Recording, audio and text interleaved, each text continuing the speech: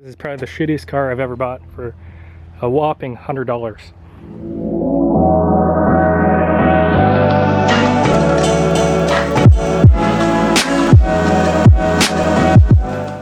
Alright guys, it's been a few weeks since our last clip, well, last few clips. We've got a bunch of electric work done here in the shop. Cables run down, lighting, security stuff, asphalt is being laid down. It hasn't been quite compressed all the way yet, but I just want to go through everything, show you what we got. After that, we're going to go through every project vehicle that we have, and we go through a list of what we have to do. Alright, so bear with me because we've been having some microphone difficulties, so I'm having to use the internal mic on the camera. Gonna have to order a new Rode. But as you can see, we got new lights, cables run down in each bay, a bunch of security cameras. Of course, the lift is now wired up much better than having fire up the generator every time I wanted to use the lift. And what's really exciting is the asphalt millings that we got laid down. Huge area. I don't think the video does it justice, but I think it's about 40 by 120 for this main part. Then maybe another 30 by 40. Then we have a bunch of styrofoam insulation that we've started putting up on the walls.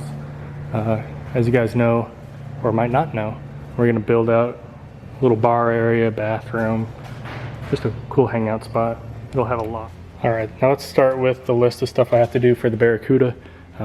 It is going to KSR Performance and Fabrication here in a month or two. I don't have an exact date yet, but I believe it's going in March. He's gonna finish it up in terms of the wiring and the tuning. He'll have it on the dyno and get this thing really dialed in, so I'm looking forward to driving it. But in order to get it to him, we have to do some work. Here I made a little list. We sand and prep the underbody, remove some interior stuff, that way it's just easier for him, as well as raising the car. Let me go ahead and show you some of the underbody stuff that I've already done, but I'm gonna have to continue to do. All right, so I already did the rear axle housing a little bit, as well as this section of the frame, just to make sure that I like the material that we were using. So I have to acid all the underneath, sand it, then just kind of prep it for the paint and apply it. I'm gonna have to do that for the entire underbody, as well as the wheel wells. So I'm sure that's at least 2 days worth of work there. And besides that, just remove the coolant hoses, clean up any loose wiring, and box anything that needs to go there, specifically the nitrous stuff and whatnot. I think I have a ARC switch panel that's gonna have to go with it as well. And as soon as all that is done, I wanna get the Barracuda off the lift, replace it, or not replace it, but switch spots with the MR2, have the MR2 up there, Barracuda on the ground, because I have a bunch of stuff I have to do to the SW20. And as you can see, here's the list. Tighten the fuel filter and brackets, oil change, fasten the trunk, fix the bumper, which I don't know if I want to mold it yet or buy a new one. I almost feel like I'm gonna have to mold this one, and then if I want to get a different one, I can, but the problem with this is the tabs are all just completely destroyed from the sun and dry rot. So I think molding it's gonna be my only option. Then eventually I'll put some type of custom splitter underneath as well with canards. Then install sway bars. I have a set of white lines in the car ready to go. Install wheels and tires. I'm still waiting on the rear, so let me show you the fronts. Of course, I got a set of RPF ones. Actually, no, I didn't. I'm just kidding. I wouldn't do that. MT-03 RRs. I'm actually really excited for these. All my friends are not, because they're JDM fanboys, and they keep telling me how common MT-03s are. And yeah, like the MT-03M, pretty common. But I've never seen RRs on any car in person, so I'm excited to get them on this car. God, I just realized the autofocus was off for the majority of this clip, so let's redo some of it. Hopefully you don't get too annoyed. Next on the list, install big brake kit. I have a set of front wheel woods I want to get on the car, as well as ordering a A-pillar interior trim. I want to get rid of the gauge cluster that goes up the A-pillar. After that, I'll go on a Wilhelm shopping spree. Now, if you don't know who Alex Wilhelm is, he is an engineer who has, I believe, multiple MR2s, and for whatever reason, wanted to dedicate his free time to perfecting the SW20's suspension geometry. And from my understanding, he's successfully done it, where he has nearly eliminated the snappiness or snap oversteer from this chassis. So I look forward to getting that. I don't know if I want to do that before or after I do my first track day, because I would like to kind of see the differences that it's going to make. Then after that, something I'm actually really proud of, that not a lot of people have. I had custom full carbon doors made, and they aren't just like the skins. It is legitimately the full carbon door. I have one that I've already opened, just kind of tucked away up here, which you're probably not going to see much of, but you can see that it is really well made. I had a guy in, gosh, I want to say it's Thailand, but I'm not 100% sure on that.